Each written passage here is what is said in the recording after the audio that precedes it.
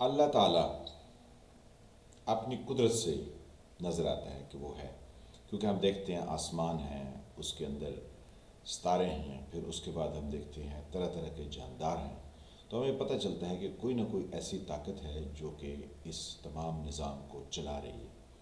پھر اب ہم نے ایک نئی ٹیلیسکوپ جو ہے وہ اسپیس میں بھیجی، تو ہمیں اندازہ ہوا کہ ہمارے سے اور بھی بہت سارے راز ہیں جو کہ ابھی تک چھپے ہوئے تھے اور وہ آہستہ آہستہ آشکار ہو گئے۔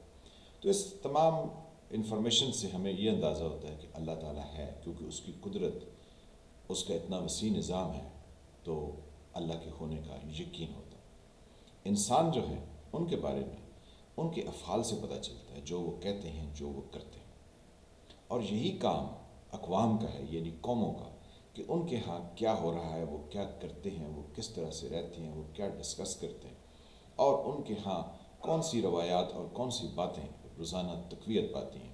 اس سے اقوام کا پتہ چلتا ہے کہ وہ کس طرح کے لوگ ہیں یا وہ کس طرح کا معاشرہ ہے۔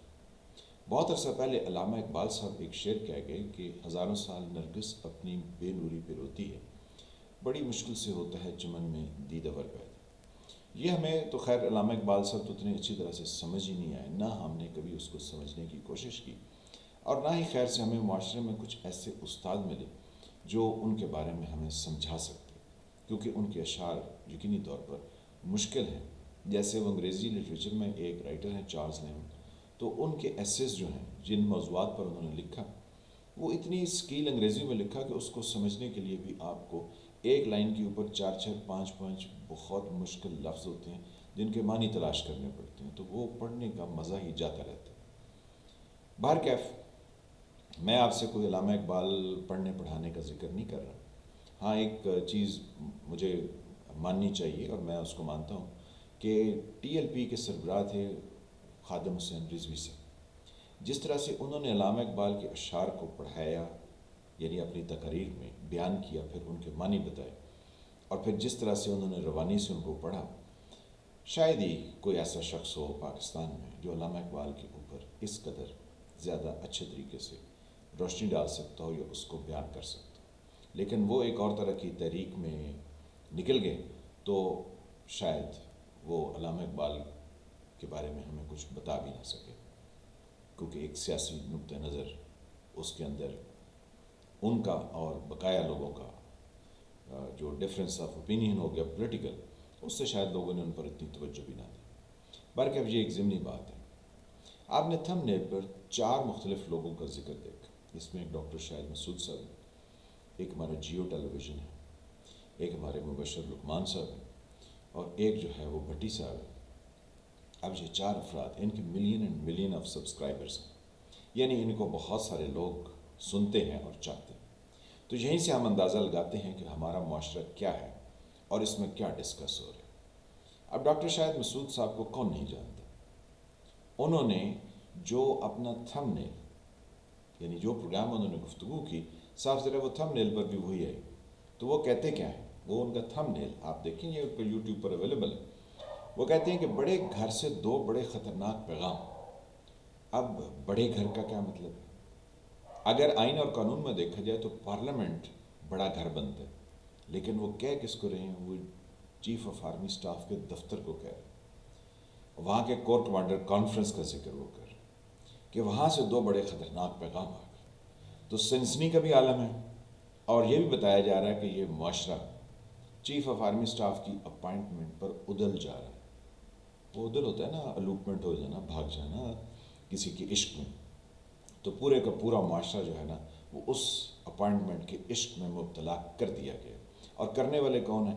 یہاں کے پڑھے لکھے لوگ ہیں۔ ڈاکٹر شاہد مسعود بھی پڑھے لکھے انسان۔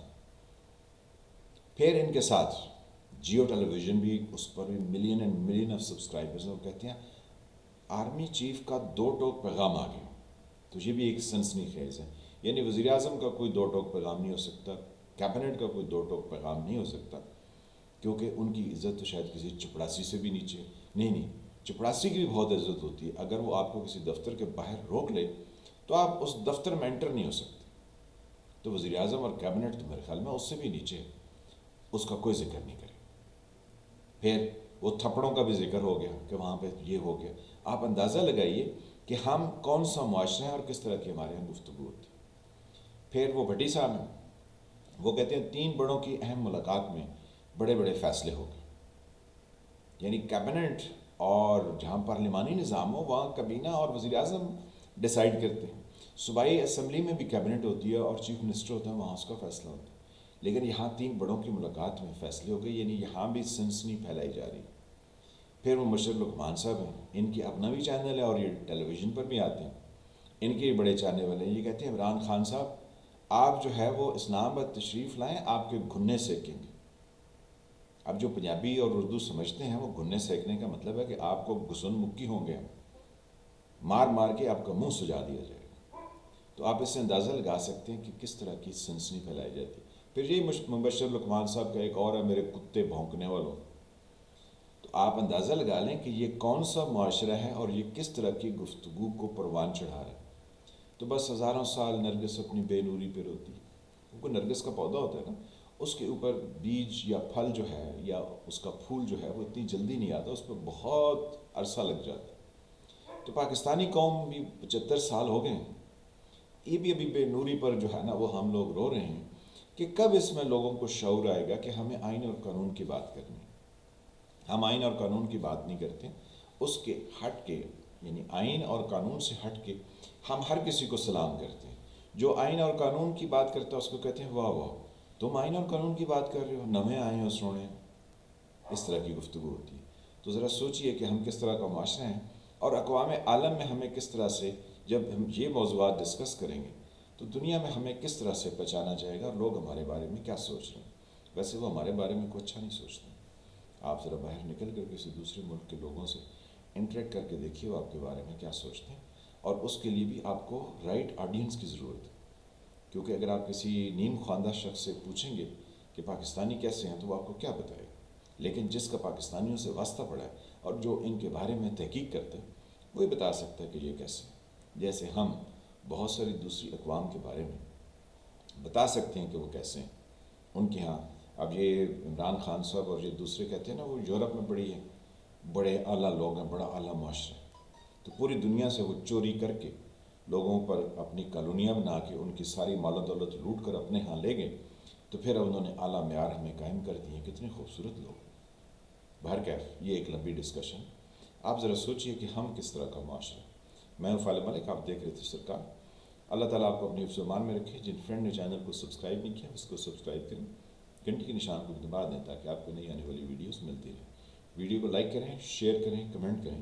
ملتے ہیں کسی نئے ٹاپک کے ساتھ، تب تک کے لیے خدا حافظ.